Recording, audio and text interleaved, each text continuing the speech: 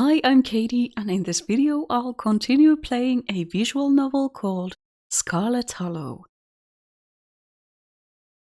You make your way up the familiar hill, past the rows of ragged houses that make up Scarlet Hollow's residential area. Okay, so we're...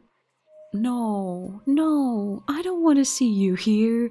Come on, look at that. Wayne, watching us? Perhaps judging us? Well, at least there is one raccoon.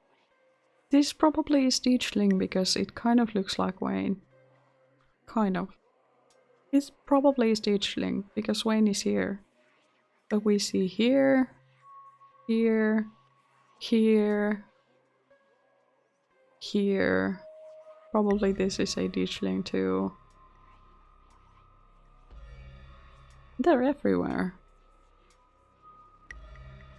And since they are out in the daylight, I could imagine that this would affect the strike as well.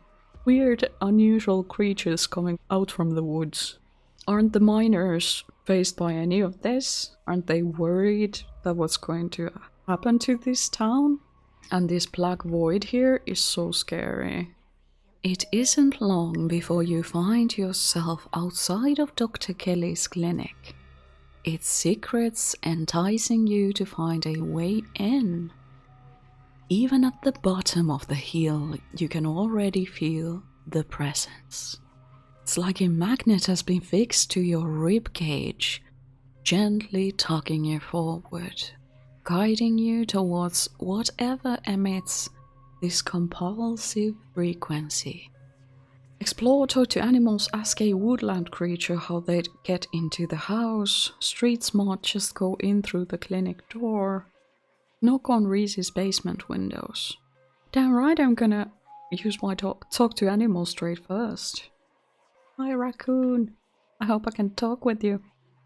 You quickly glance around, eyes trained on the underbrush. A flash of a striped tail grabs your eye immediately. Can I talk? Yes! We can talk with a raccoon! Let's take a look at all of this.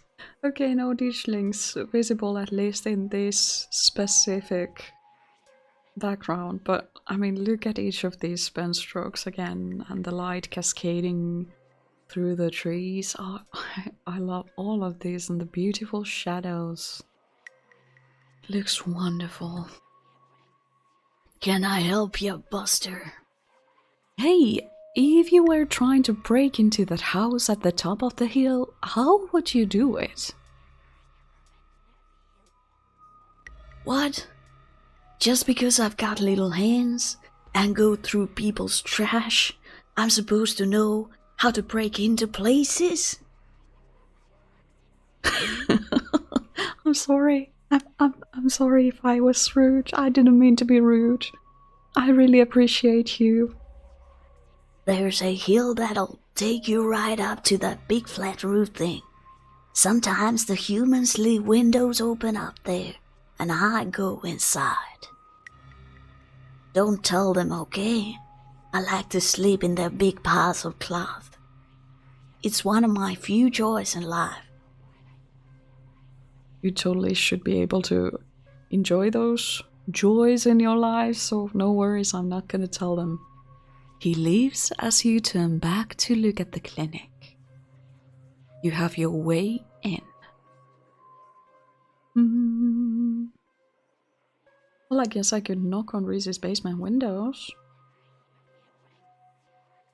Just go in through the clinic door. Let's knock on the windows first. Reese is our partner in crime, I bet. He wants to see us. At least I'm hoping so. You cautiously approach the house, kneeling next to the low basement windows of Reese's room. You knock.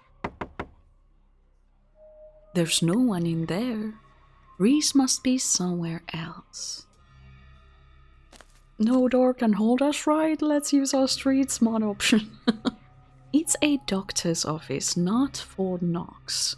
Why would the clinic door even be locked?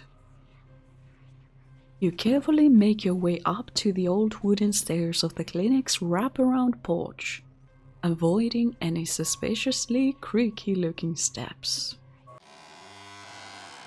You push the door open slowly, just enough for you to slip in, but not enough to risk any sound from the door's ancient hinges. I'm sorry, the door sounded so creaky and ominous that you can hear it from my voice when I am reading these texts. Oh, sheesh, she's there. You can see the dog at the desk in some room down the hall. She hasn't noticed you. You shut the door silently, watching her closely. Let's take a look at these. This does indeed look like a doctor's office. We got some hand sanitizer and paper and family planning, heart health and aging. And have you had your lungs checked today? Preventive measures against lung damage. Oh yeah, because of the miners. You're in the clinic, free to explore as you please. Or rather, you're free to explore as you please. You can feel that odd sensation again. The nagging bull or whatever it was that wanted you to find it. You've been caught by its gravity, an overwhelming curiosity guiding you around a corner and towards a dark doorway under the stairs. It's been left ajar as if inviting you to enter. Turn on the lights! What?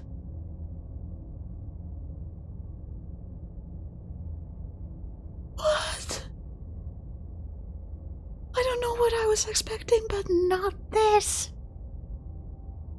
That's Reese, right? Looks like he's dead. What the fudge?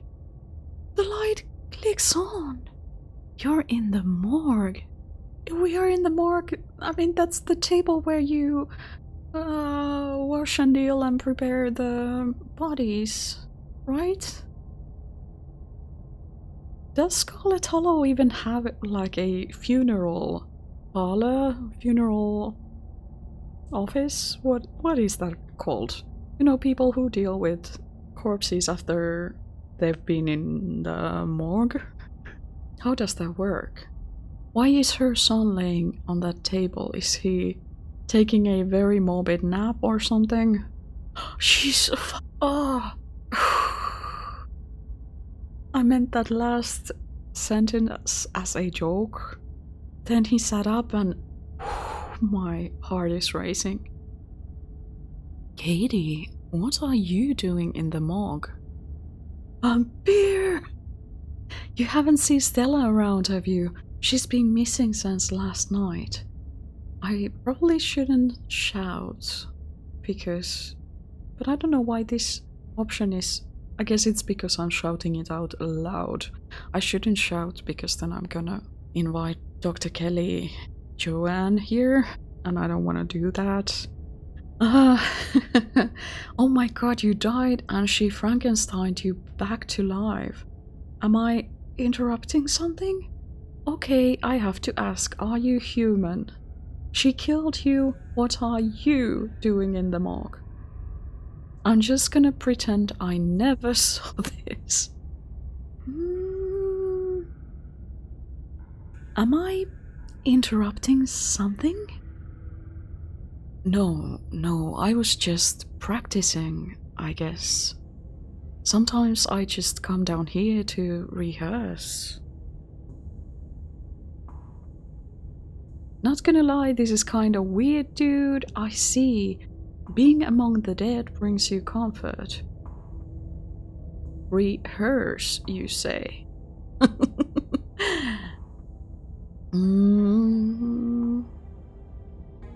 I see. Being among the dead brings you comfort? I guess I haven't really given it a lot of thought. His words seem distant to you.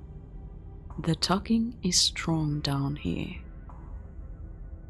You can almost feel yourself slipping into a trance, and your eyes wander to the back wall of the morgue. You need to see what's back there. Follow the pool. Okay. You touch the wall. It feels disappointingly solid under your palms. Hey, are you okay? You feel Reese's hand gently shake your shoulder, and for a moment, the thing on the other side of the blank white wall loosens its pull on you. You kinda looked possessed for a second there. You good? Make him understand. It's again like someone would give me a command to make him understand. Why wall? Need see thing but wall stand in way. Let me inside. There's some kind of magic shit going on, man, but it's telling me I need to get behind that wall. I need to get behind the wall. There's a stone carving on the other side of that wall and I need to see it. I guess this is what I believe as a player. But there is one of these quote-unquote seals there. So let's try this conversation option. There's a stone carving on the other side of that wall and I need to see it. Reese glances back at the wall. You're really serious, aren't you? This is probably a bad idea, but if you really need to get in there, I'm pretty sure there's an emergency axe somewhere upstairs. I just need to get the dog out of our hair. Should take 2 seconds. Get the dog out of our hair. Yes, please, axe now. Sounds great. Lead the way. Yes, I will destroy the wall, say nothing. Get the dog out of our hair? Yeah, if I say I'm sick and need something, she'll drop whatever she's doing and do it for me. Surefire way to get her out of the house. And most of the time it's true anyway. How'd you learn that little trick? Use what you got to get what you need. No shame in that. Doesn't that make her worry about you even more? Wow. Manipulating her using your illness. Classy. Say nothing. How did you learn that little trick? When you're a teenager whose doctor mom won't leave you alone, for 2 seconds you learn how to make it happen. Yes, please, axe now. Sounds great, lead the way. Yes, I will destroy the wall. Say nothing.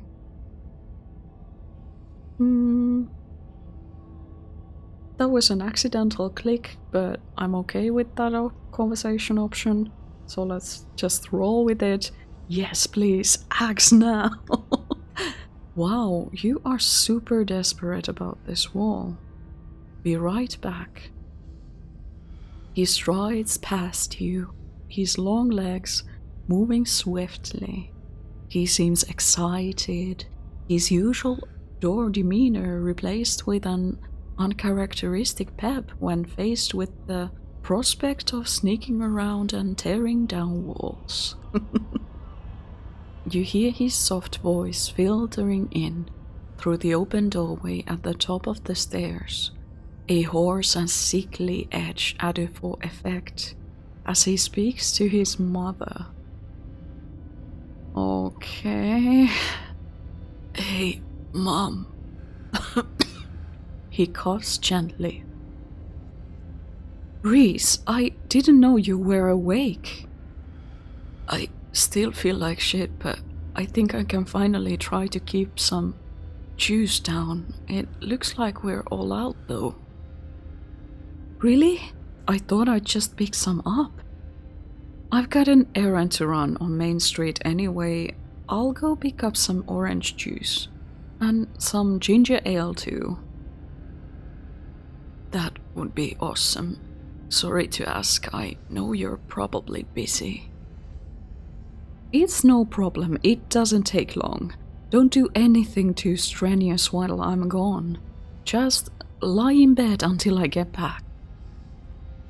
Thanks, Mom. I'll take it easy. You hear her footsteps move down the hall, then the front door opening and closing. It worked! The theatrical rasp has left his voice, excitement rising in its place. Come on up, we don't have long until she's back. As you step out of the morgue, you relax. The extra space between you and the carving has weakened its hold on you, and with it, your desperation to claw your way through the wall and unveil it. It's one of those emergency fire axes, so it should be pretty obvious wherever it is, though I'm not sure where she would be keeping it. I'll show you around. Let's try the dog's office first. You make your way to the doorway of her now vacant office. I don't see an axe in here.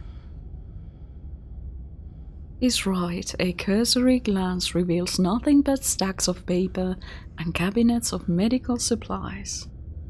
But something on the desk catches your eye, some sort of records, with your family's name on them. Street smart, pick up the documents to read later, read the files, move on and leave the files be, I'm gonna read them. Ree stops in the doorway, turning to watch you leaf through the documents. Find something interesting? They're your family's death certificates. Why? Why would Dr. Kelly go through my family's death certificates? Perlan, Edwardine. Now we're talking! Yes. Well, heck it, let's begin with Perlan. Cause of death, sleep apnea, discovered by her daughter Tabitha Chrysanthemum Scarlet. That's one hell of a middle name. No autopsy performed. Tabitha's middle name is Chrysanthemum? Wonder who cursed her with that mouthful. I wonder if we have those plants in our garden or somewhere. Who said you could read any of these? I'm definitely going to make fun of her for that later. I feel like that was forbidden knowledge. Oh, I think it's pretty. Edwardine. Edwardine Scarlet. Born April 9th, 1913. Died February 12th, 2003. Aged 89. Cause of death, heart failure. Signed by her granddaughter Perlan Scarlet. Pretty normal. Almost made it to 90. Died of normal old person illness. Enoch. Damn, I'm so excited. Enoch Scarlet. Born September 9th, 1887. Died August 20th, 1957. Aged 69. Cause of death, fall from cliff. This one has a coroner's report attached. Organs sustained impact injuries. Lacerations to the neck and body consistent with fall from great height. Whoa, an actual autopsy report. Looks ancient. Other death certificates. You quickly flip through the few of the other Scarlets whose names aren't quite as familiar. Theodore Scarlet, born in May 24th, 1890, died 1918. Age 28, cause of death, crashed in mine collapse. Body not recovered, signed by his brother Enoch Scarlet. Joseph Scarlet, born April 1914, died June 7th, 1944. Louis Scarlet, born August 1920, died June 6th, 1944. One died June 7th, one died June 6th, and the year is the same. 1940, 1920. Both killed at Normandy in the line of duty. These must have been Edwardy's brothers. That's horrible, losing two of your brothers like that. Certificate of fetal death, infant boy Andrew Charles Scarlet. Delivered April 3rd, 1945. Stillbirth. Mother Edwardine Scarlet. Cause of death, complications during birth, no doctor present, home burial. Street smart, there was no doctor present at birth and a home burial. There's some information missing there. Alexandra Scarlet, born December 12, 1947, died August 20th, 1957, aged 9, missing, presumed dead, signed by Mother Edwardine Scarlet. Missing, presumed dead. So how old would Alexandra be now? Could she be closer to Sybil's age? Could Alexandra be Sybil? Just throwing that out there. We have talked about mystical powers and plants and roots and ways to prolong your life and... Oh! So Alexandra was the owner of the doll.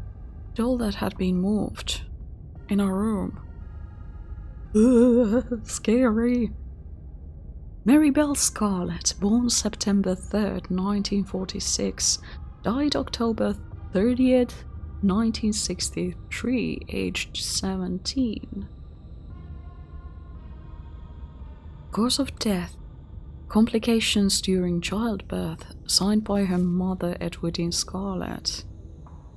Yeah, Sybil said that she gave birth and she got twins when she was way too young.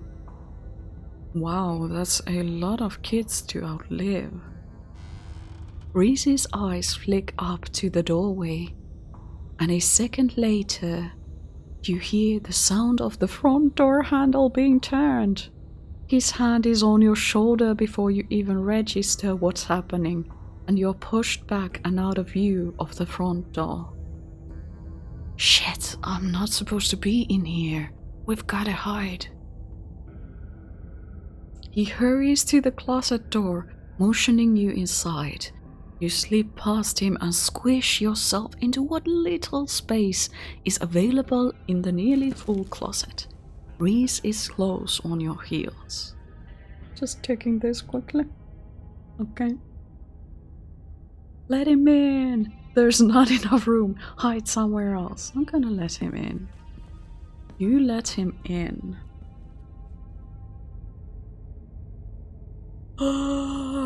Together you listen as the doctor makes her way to some room deeper into the clinic.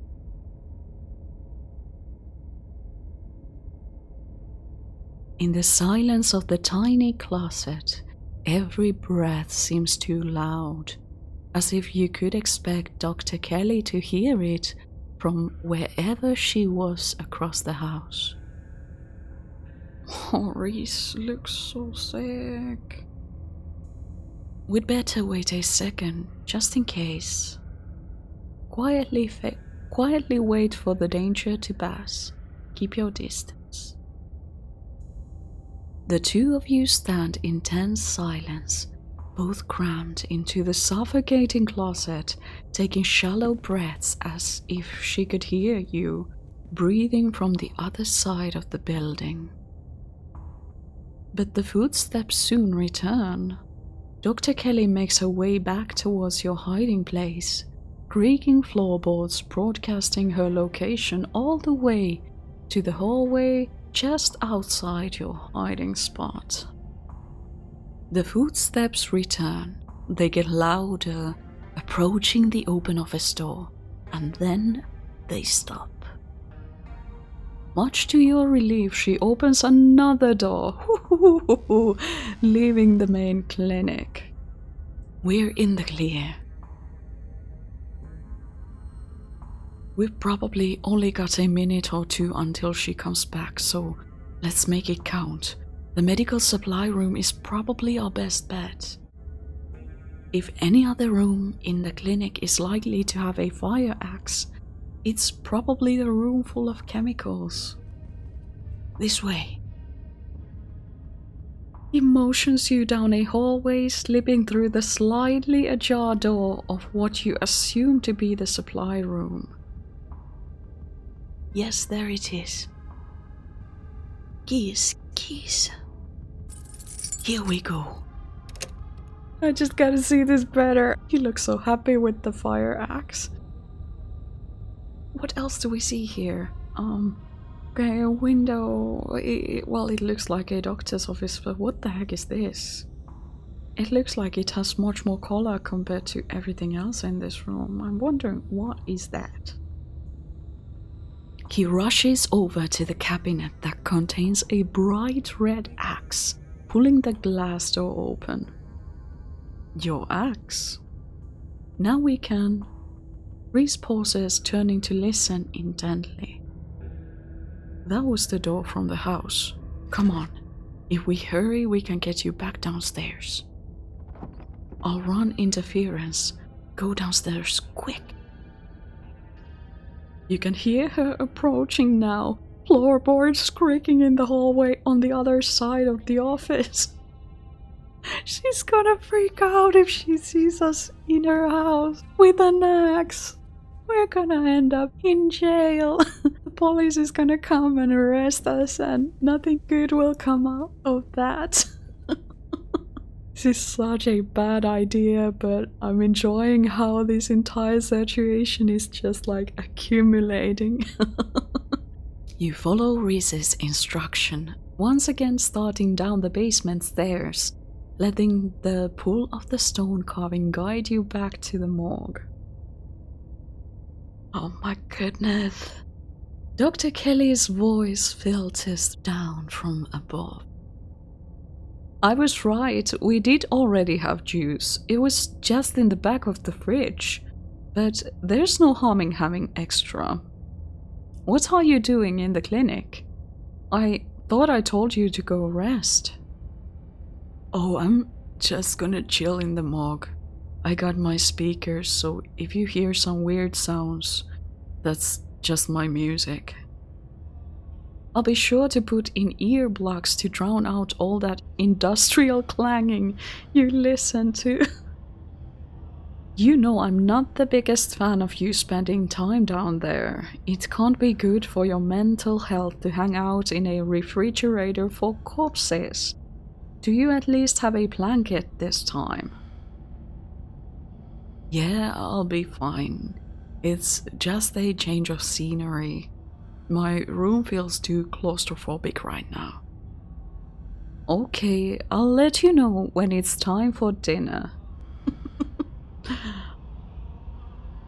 Wow, that conversation and everything that is happening at the moment. What the heck are we getting ourselves into? Oh my goodness. You hear the door close and the sound of Reese descending the stairs to join you in the fluorescent lit room below. Hey. Well now, yes. Whoa. Let's do this. May I make the first blow? Explore. You listen to music that sounds like wall being broken down. Yes, I do that too in real life, occasionally, yes. I should warn you, something spooky might happen when we break down that wall. This. Reese smiles. Good, feel like I've been missing out lately. Stop asking questions, it's time to see what's on the other side of that wall. Let's do this. Have at it. Oh shit. You approach the far end of the morgue, axe practically singing through the air as you strike the wall. The first cut offers a surprising amount of resistance.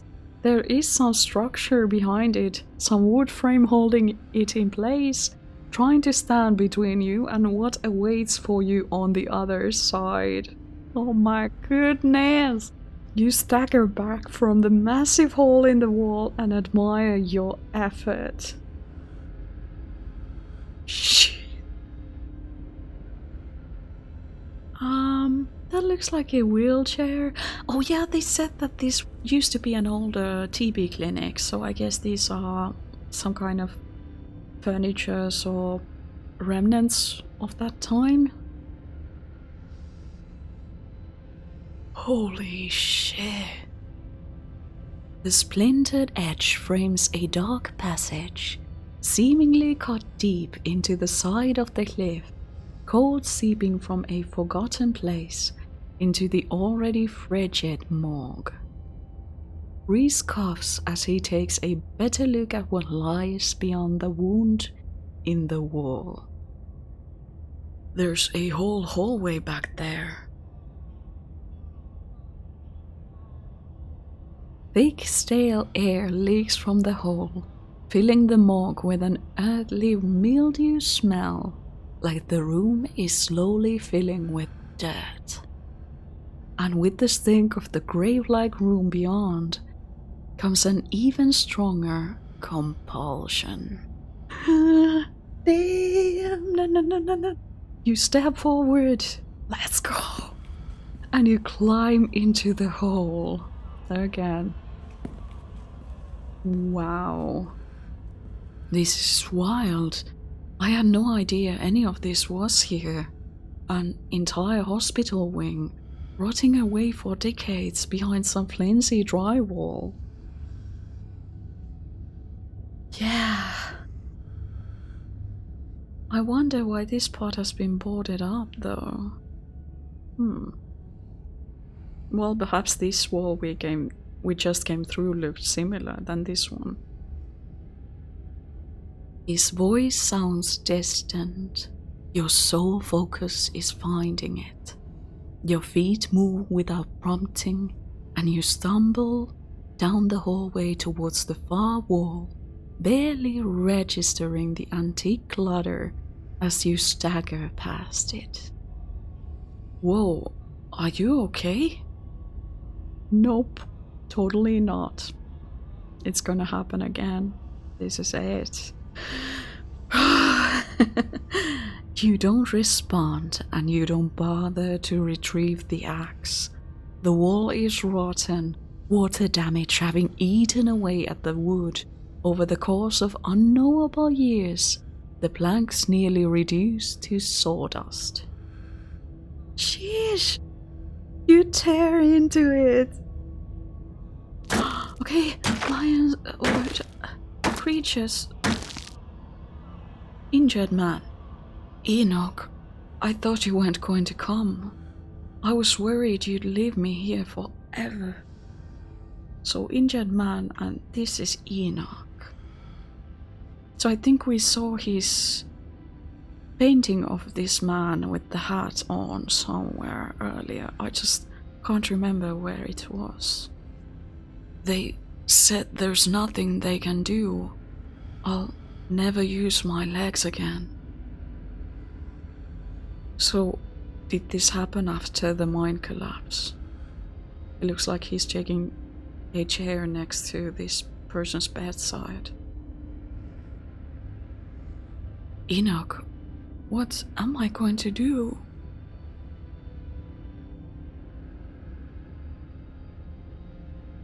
Calm down, Teddy.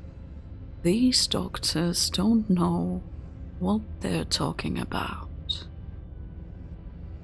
I've been doing my own research, and I found us an alternative. We won't have to worry about anything from here on out. I promise. You've done your own research and found an alternative. I went to talk to the witch. Oh! You went to talk to the witch? You mean Sybil? How old is she? Was it Sybil's grandmother, great-grandmother, or was it Sybil herself? I don't trust anything anymore. I don't know what the heck is going on. A witch? But that's nonsense. It's alright. It's all sorted. We're taking you home today and everything will be resolved by this time next week. Could this be Theodore, then? But the coroner's report said that he died in the mine collapse.